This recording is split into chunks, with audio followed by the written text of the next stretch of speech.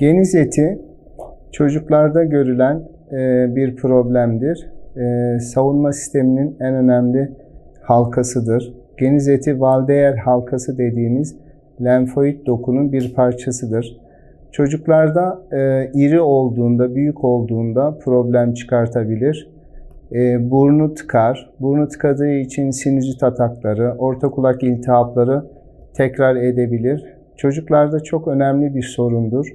Mutlaka ağzı açık uyuyan çocuklarda, horlama ve uyku apnesi dediğimiz problem olan çocuklarda mutlaka bir kulak burun boğaz muayenesi gerekir. Çocuklarda geniz eti var mı yok mu çok basit bir muayene ile anlaşılır. Kulak burun boğazda endoskopik yöntem vardır.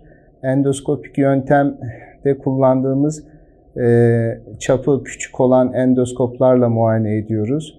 1 yaşıyla 5 yaşındaki çocuklarda sık görülür.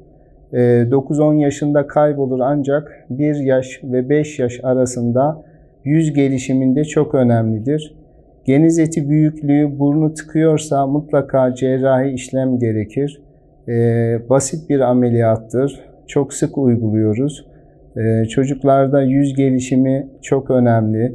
Dişlerin düzgün çıkması için damak gelişimi, orta kulak ve sinüslerin havalanması için burnun çok önemli fonksiyonu, nefes alma fonksiyonu çok önemlidir.